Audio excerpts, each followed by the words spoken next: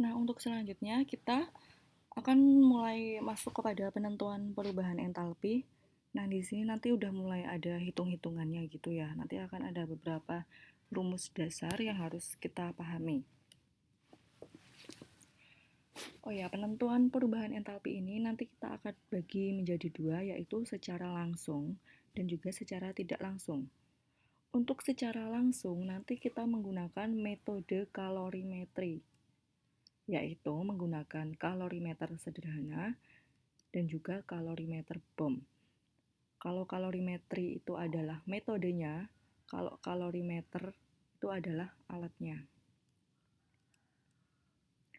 Kemudian untuk yang secara tidak langsung, itu nanti kita menggunakan hukum Hess, kemudian berdasarkan delta H0F atau delta H0 pembentukan, dan juga berdasarkan energi ikatan.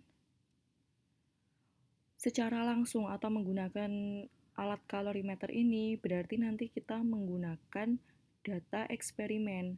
Sedangkan kalau secara tidak langsung ini nanti hanya menggunakan perhitungan saja.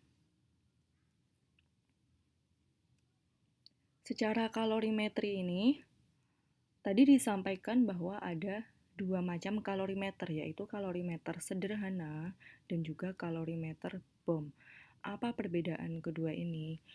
Jadi begini, ini adalah alat untuk menentukan perubahan entalpi atau untuk menentukan kalor yang terkandung dalam suatu reaksi kimia. Kalau kita hendak mengukur kalor yang bereaksi, berarti kan jangan sampai ada kalor yang keluar dari sistem. Caranya adalah kalau menggunakan kalorimeter sederhana, kita bisa menggunakan apa itu namanya? Suatu cup, misalkan cup kopi yang sering dijual di minimarket atau cup pop mie. Jadi yang terbuat dari styrofoam atau gabus seperti itu. Sebenarnya itu ada sih kalor yang keluar ke lingkungan sedikit, tapi hanya sedikit. Ya lumayan daripada ketika kita menggunakan gelas kaca. Itu akan sangat banyak sekali kalor yang keluar ke lingkungan. Sehingga kan kalau kita pegang gelas panas itu ya akan terasa panas sekali, tapi kalau kita pegang cup pop mie gitu ya hanya akan hangat aja, nggak terlalu panas banget. Ya namanya juga disebut dengan kalorimeter sederhana. Nanti caranya adalah cup pop mie itu di dalamnya diisi zat yang akan diukur kalornya. Kemudian dikasih penutup dari gabus atau styrofoam, kemudian dilubangi di tengah dan dipasang termometer serta pengaduk. Nanti sambil diaduk terus. Nah, kalau diaduk terus kan nanti akan bereaksi. Setelah bereaksi nanti akan muncul kalor. Kalornya diukur pakai termometer. Itu adalah prinsip dari kalorimeter sederhana, kalian bisa bikin di rumah. Nah, selain dari kalorimeter sederhana, kita bisa menggunakan kalorimeter BOM.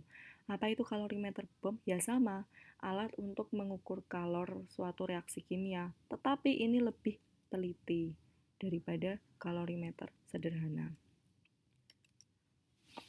Kenapa lebih teliti? Karena di sini menggunakan suatu alat tertentu, menggunakan logam-logam tertentu, sehingga benar-benar dalam keadaan terisolasi. Hampir tidak ada kalor yang keluar ke lingkungan. Nanti prinsip kalorimeter BOM ini adalah menggunakan reaksi pembakaran. Kan kalian udah belajar macam-macam perubahan entalpi standar. Nah, kalau yang kalorimeter BOM ini nanti menggunakan jenis perubahan entalpi yang pembakaran. Sebenarnya prinsipnya delta H reaksi total atau kalor totalnya itu adalah kalor pada sistem ditambah kalor pada kalorimeter atau yang keluar ke lingkungan. Kan kalorimeter itu berarti hitungannya kan adalah lingkungan ya, bukan sistem.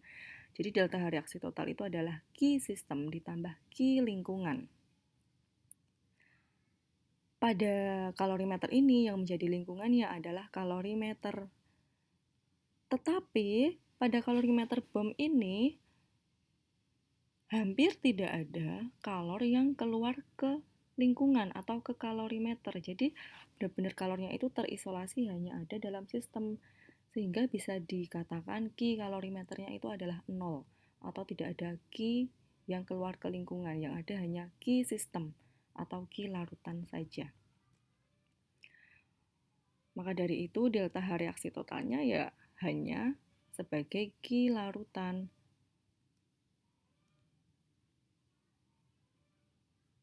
Rumus Ki ya sama seperti fisika, MC delta T. Tetapi bedanya delta H dengan Ki, perhitungannya sama, tapi nanti ditambahkan minus. Karena ini kan reaksi pembakaran. Reaksi pembakaran itu adalah yang namanya membakar, seperti membakar kayu, itu berarti reaksi eksoterm, melepas sistem ke lingkungan.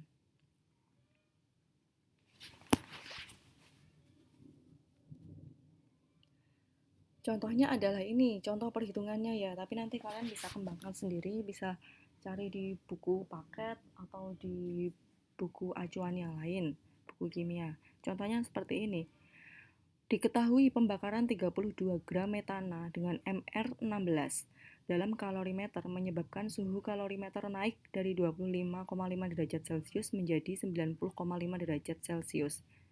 Jika kalorimeter berisi 4 liter air dan kalori jenis air 4,2 Joule per gram derajat Celcius, serta kapasitas kalorimeter dianggap 0, tentukan harga entalpi pembakaran gas metana tersebut.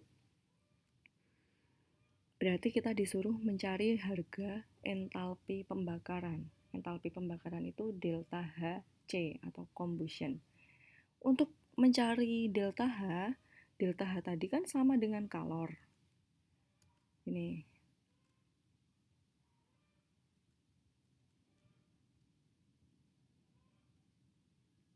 Kita flashback untuk mencari delta H.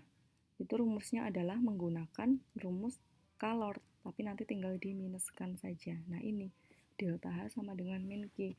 Berarti kalau ditanya delta H pembakaran, kita cari Q-nya dulu nanti. Untuk mencari Q itu kan rumusnya MC delta T. Ini masanya belum diketahui.